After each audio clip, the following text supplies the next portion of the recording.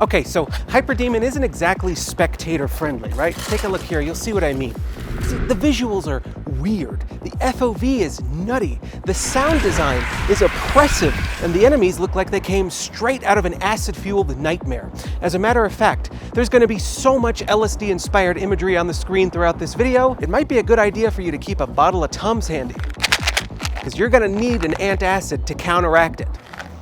On the surface, this game is simply not inviting. However, it is intuitive and simplistic. But because of how deceptively deep this game is, you're not going to understand what the hell you're looking at. Yet. But I think the fact that this game isn't immediately understandable plays a large part as to why it isn't more popular. And I think that's a real shame, because Hyperdemon is the best FPS I have played in years. It is fun, engaging, intense, and psychedelic. Now, I am incredibly excited that I have the opportunity to share this game with you. However, be warned, if you are an eclectic epileptic, this game will give you seizures. However, if you don't have epilepsy, grab a Pepsi and prep your dopamine receivers. When you boot up the game, you can hear a woman inhaling, ready to let the drugs she ingested wash over her, before opening her eyes to experience the explosive euphoric bliss that is... First thing you're going to want to do is hop into the training section, which, I'll be honest, might be overwhelming for some as it does just toss a ton of information at you.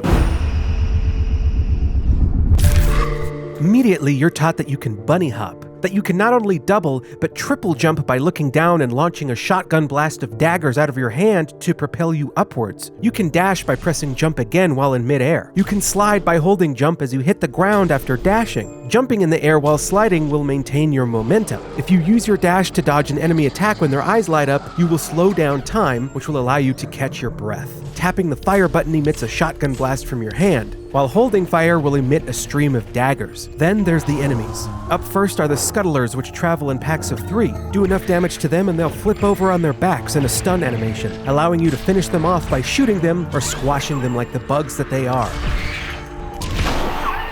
You can even combo dash kill them, as a kill with a dash refreshes your dash ability. But you'll need to be careful because after just 2 seconds they will flip back around and come straight towards you, instantly killing you. However, that 2-second timer resets if they take damage while they're on their back, so spraying daggers at them is usually a good call. Now, killing an enemy spawns a gem. Once you stop shooting, you will automatically absorb that gem, and it will temporarily increase the quantity of daggers that you shoot, thereby also increasing your damage output. But there's a wrinkle. As you can see, our next enemy, the spider, will selfishly take the gems for themselves, unless you bait out its stomp attack by making it think that you're going to walk underneath it. After a stomp, it drops all the gems in its tractor beams and becomes vulnerable, exposing its 3 gems which you need to destroy in order to kill it. But maybe you don't want to kill it, because when a spider successfully eats 3 gems, it poops out this green thing that you can pick up by right-clicking. And for once, this is poop that you'll actually want to pick up, because it's an explosive.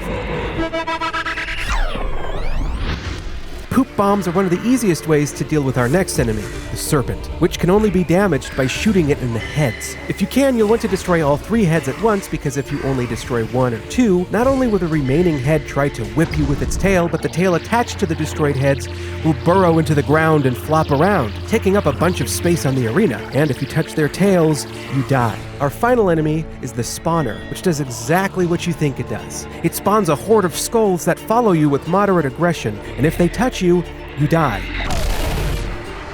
To kill these, you just shoot at them, which will cause their crystal to drop on the ground. But you can kill the spawners before they spit out a horde of skulls by dagger jumping and touching the crystal in the center of it. Touching the crystal, however, will force you to dash wherever you're currently looking, and also if you touch the crystal, you will immediately demolish it, which might not be ideal because you may want to use that crystal to feed it for a spider for an instant poop bomb. Or maybe you'll want to crack it open for yourself to absorb the 3 gems inside of it. Or maybe you'll want to shoot at it with a laser so that it spawns homing projectiles and... Well, shit. Hang on, I'm getting way too ahead of myself. Now, I know it probably feels like I just threw an overwhelming amount of information at you, but that's only because I had to for the sake of this video. You see, when you play this game for yourself, you'll notice that you just learn all of this stuff organically through trial and error at your own pace. And what's even better is, all that stuff I just mentioned is only the tip of the iceberg. Like, I haven't even mentioned the ground pound mechanic yet. So, to demonstrate that, I'm going to use this pound of ground beef to talk about ground pounds. If you're airborne but don't touch any of the directional keys and press the jump key, you will slam into the ground. Slamming near a scuttler will instantly stun it. Slamming on top of one will instantly kill it. Slamming on top of a snake's head will instantly kill it as well. Slamming near the snake's head will not only stun it, but weaken it, making it more vulnerable to damage. Slamming near a spider does absolutely nothing, and slamming on top of one will kill you. However, slamming on a spawner's crystal will kill the spawner and preserve the crystal. But if you miss the crystal and touch anything else, you die. The higher you are when you use your slam, the bigger its radius will be. So to maximize your height, you can dagger jump to touch a spawner's crystal, which will force you to dash wherever you're looking. So looking straight up into the air will get you an insane amount of height, which can not only give you some room to breathe, but it can also yield some wonderful results.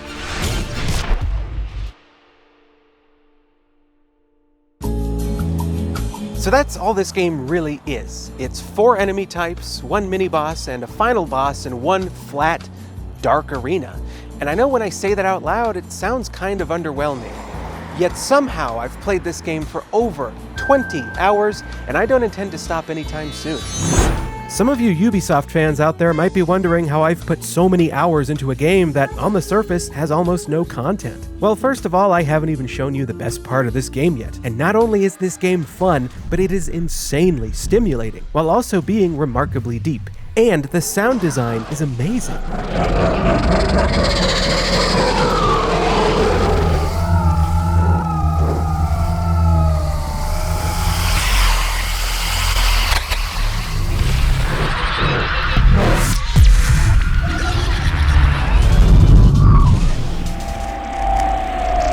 It almost sounds like a horror game, but the horror aspect is juxtaposed by this weird, arcadey PS1 element.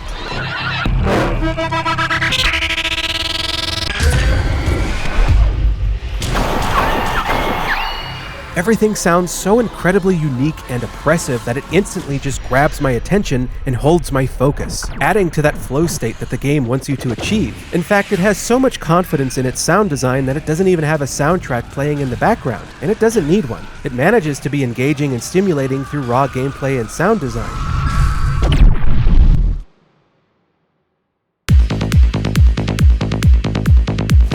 Now this may sound outlandish at first, but I think Hyperdemon is the first-person equivalent of Geometry Wars. Partially because the best way to play Hyperdemon is to boost your FOV slider all the way up to 180 degrees, allowing you to see half the arena at all times. But there's more. This game also has a mechanic where it'll show you if an enemy is behind you by having it flash red on your screen. So you literally have eyes on the back of your head, essentially giving you the first-person equivalent of a 360-degree view, meaning you can practically see the entire arena, kinda like in Geometry Wars. The dagger spray is similar to the ship's projectiles. There are a handful of set enemy types that do a handful of very specific things, like Geometry Wars has these green blocks that chase you, and Hyperdemon has skulls which do the same. I mean hell, there's even a snake in Geometry Wars that you can only kill by shooting its head. Its tail is immune, and touching its tail will kill you. In fact, touching anything will kill you instantly, forcing you to restart your entire run. And the same goes for Hyperdemon. In fact, if you venture out too far from the arena, the game just outright kills you. And the point of both games is to get as many points as possible. But points work a little bit differently in Hyperdemon. Okay, get yourselves ready for this. So, you start every single run of Hyperdemon with 10 seconds up on the board there. Killing enemies adds onto that time. So, scuttlers are worth 3 seconds apiece. Each individual gem on the bottom of the body of the spider is worth 3 seconds apiece. Each individual head on a serpent is also worth 3 seconds apiece. However, things get really spicy when we start to talk about spawners, yeah? A spawner will give you 6 seconds on a kill. However, you can get 9 seconds off of a spawner if you kill it before it spawns the horde of skulls. But if it does spawn the horde of skulls, you will get 3 seconds for killing the alpha skull of that horde. However, the spawner only spawns 1 alpha skull ever. So if you think you're going to leave a spawner on the board in order to continually farm alpha skulls off of it, you're lost. I'm sorry, but you don't understand what's going on. Does this make sense? Whatever. Now, since your time is always counting down, you need to kill everything as efficiently as possible. And trust me, getting a high score is the best part of this game, because climbing the leaderboard is like crack. It's what got me hooked. I've accrued nearly 600,000 gamer score And I've obtained multiple world records for speedrunning in I Am Jesus Christ. That right there is a world record. I did it! Check it out! We celebrate! Yeah, baby! Woo! But none of that came anywhere close to the rush I got from Hyperdemon's leaderboard. So for context, we've all been ranked at like 20,000th on a leaderboard somewhere for a mission or whatever, right? But then after you complete that mission again, maybe you got a slightly better time or score, so now you're in the top 15,000 players. And that's never been very exciting, at least not to me. But when you beat an old personal record in Hyperdemon, it shows your name climbing over every individual person you just beat, demonstrating that you just outperformed 5,000 other real-life players, which is really kind of insane when you think about it.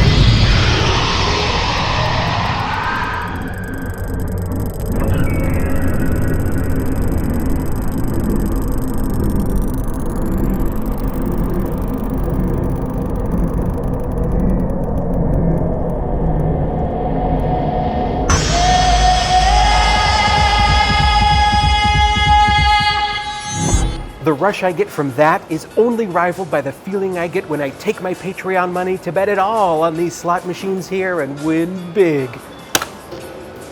Come on, baby. Okay. All right, so I just lost all the money that Villain donated to me this month in that one single spin, and I'm really sorry about that, Villain. I am. So I'm gonna win it back. Come on, baby. Okay. So I got 20 cents, but still I pretty much just lost all the money that Puncher donated to me this month in that one single spin. And I'm sorry, man. I'm really sorry about that. But I'm gonna win it back. This is such a cool feature. What an innovative way to validate the increase in a player's skill. I've never experienced anything else like it. This should be the golden standard for all leaderboards and point-based games moving forward. Now, Hyperdemon is pretty challenging. It's insanely difficult to beat, but you don't need to beat it to feel like you're good at the game and get everything out of it. You just need to beat yourself, because if you can beat yourself, then you can also beat all these other suckers. So in order to beat my time, I used the code RENSReviews to get 10% off some gamer subs. Then I utilized a feature that the game has where it stores your runs into the cloud, allowing you to watch them at any time. So I took a look at those to see where I could improve. But you can also watch other people's runs to see what they've done differently. So I took a look at the best player in the world, and I honestly had no idea what he was doing.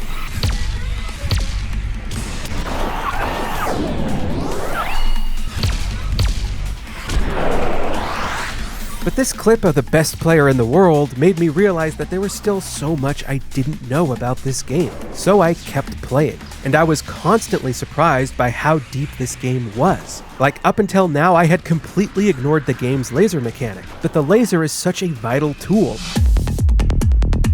So if you hold right-click, you'll absorb every gem in the arena. You can tell how many gems you have based on the amount of beads rotating around your wrist. When you release right-click, you release the laser. The more gems you absorb, the bigger the laser's radius and the more damage it does. With just a single gem, you can insta-kill a spawner, but that demolishes the crystal. If there's a spider in the arena sucking gems up, you can't absorb any of those gems unless you aim directly at a gem and hold right-click.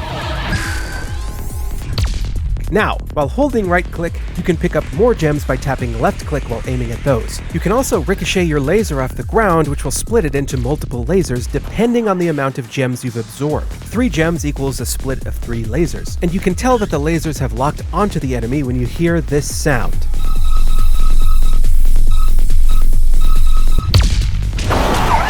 Ricochets will allow you to insta-kill the serpents, insta-stun the scuttlers, and even insta-kill the spiders if you can get the positioning down. This can be pretty difficult though. I consider this to be an advanced move, and it puts you in harm's way. Interestingly enough, ricocheting will also allow you to insta-kill a spawner as long as you have 3 gems, which will preserve the crystal. If you shoot the crystal with a laser, it spawns homing projectiles that will kill whatever enemy it chooses, and of course, the more gems you have, the more homing beacons you'll spawn. But taking it one step further, the same logic applies to the poop bombs. The more gems you have when you shoot one with a laser, the bigger the explosion.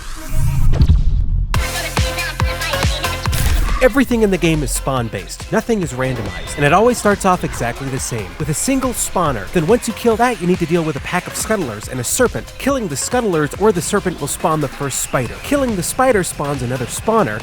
you get the picture. You can tell what's going to spawn in next based on whatever ghostly silhouette is hovering around the stage, allowing you to mentally prep yourself for that enemy.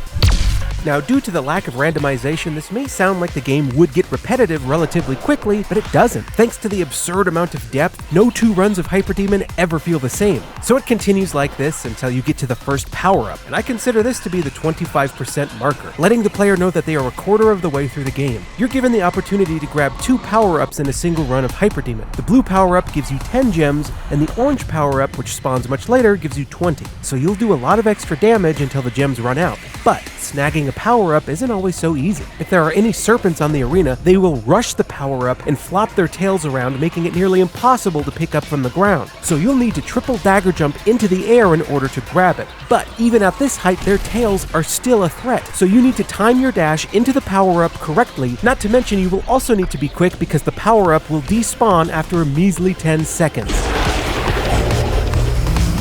Enemy density is slightly increased after the blue power-up, and before you know it, this giant, demonic, terrifying centipede spawns in from the ground. It chases you with unapologetic aggression as you're expected to clear existing enemies from the arena while avoiding it.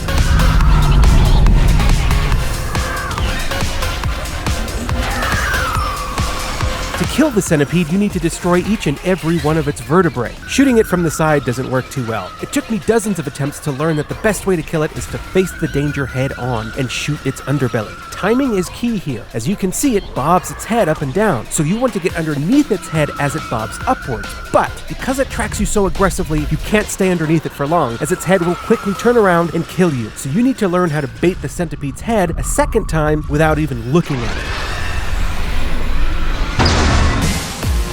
Killing the centipede means you have now reached the game's halfway point. You're not given any time to breathe as the enemy density increases again. All at once, you're expected to deal with 3 to 4 spiders, several packs of scuttlers, a handful of serpents, and of course, spawners, which are now more difficult to prevent from spewing a horde of skulls. It becomes nearly impossible to have any form of control over the arena as it becomes overwhelmingly clogged with pure chaos. It's not uncommon to have dozens of skulls chasing you, serpent tails flipping and flapping all over the screen, and by God, it is so stimulating. You'll carry on like this until the second power-up spawns, but this is where things get a little complicated. You see, I failed to mention that if you hold right-click while grabbing a power-up, it will turn every gem inside of that power-up into lasers. So if you manage the arena well enough to have 1 crystal or 1 poop bomb in it, you can do some huge clearance and rack up a ton of points.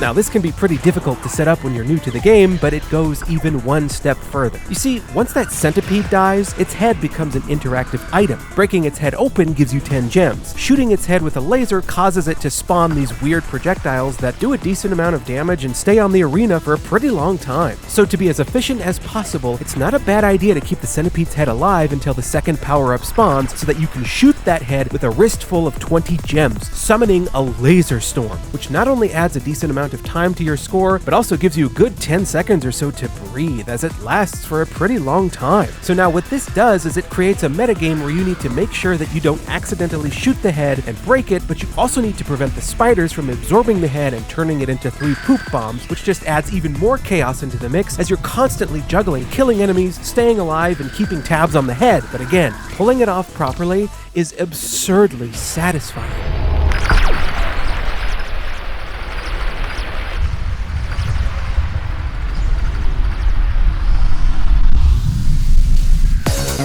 Then after the second power-up, the game becomes even more difficult. The arena begins to shrink, and the more enemies you kill, the more enemies it spawns. And if you're at my skill level, this will most likely mean that you'll be on pace to beat your current personal best record. And if that's the case, the game puts this psychedelic border around the screen and the sound becomes muffled, emulating the state of flow that you're in and applying additional pressure to you. If you survive long enough, you'll reach the final boss.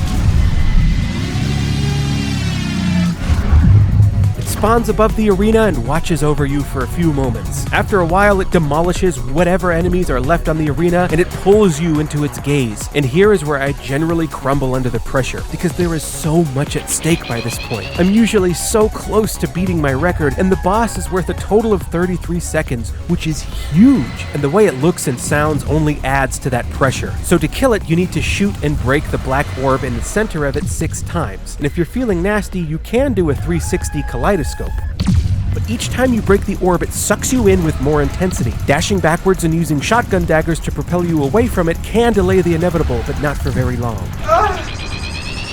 Eventually, you'll have to come face to face with it, and you'll either die or reach nirvana.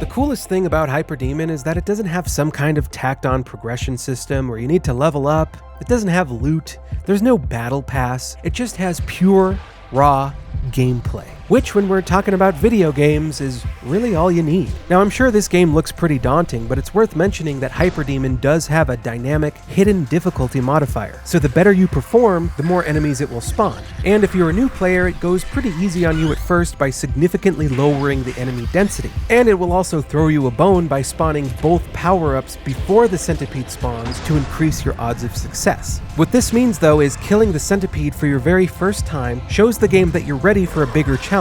So on every subsequent run after your very first centipede kill, the game will have a slightly higher enemy density and will then begin spawning the second power-up much later in the game, well after you've dealt with the centipede. You also don't need to play this game like I do. You can play it nice and slow like my buddy Dunno here. His playstyle allowed him to get a score of 90 seconds, which is pretty respectable. And I have to shout him out here because he gifted me this game on Steam out of the blue. And if not for him, I never would have heard of Hyperdemon. And his type of playstyle will get you familiar with the game and lay the foundation for you to start getting crazy to break some records. Every mechanic in Hyperdemon was deliberately placed and has a clear purpose. The distinct silhouette of every enemy type makes them instantly identifiable. It has a distinct art style, the skill gap is insane, and the way it tracks the player's improvement of that skill is ingenious. All of its mechanics come together in a perfect harmony to form one of the most stimulating and engaging gameplay loops that I've ever experienced. Hyperdemon is impeccably well designed, and the folks over at Sorath Studios should be proud of themselves, because Hyperdemon is incredibly special.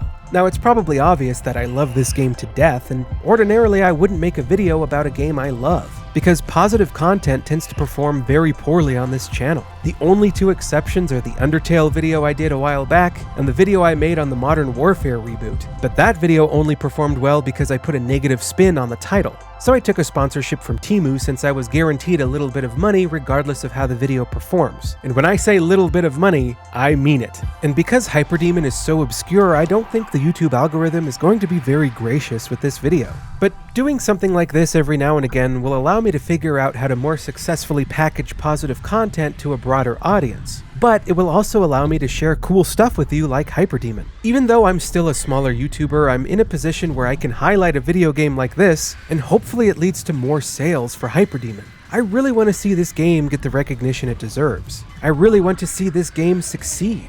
Hyperdemon deserves to be showcased, and I genuinely think a lot of you guys will enjoy it. So do yourself a favor and pick it up for yourself. It's only $15 and it is so damn good. It might very well be the most stimulating and engaging game I have played in years. Also, I want to thank my patrons because the money I get from them goes right back into this channel. Usually that's in the form of paying the monthly subscription for my editing software, camera equipment, props, and costumes. I don't actually gamble. Alright, that's it for this video, guys. Bye-bye.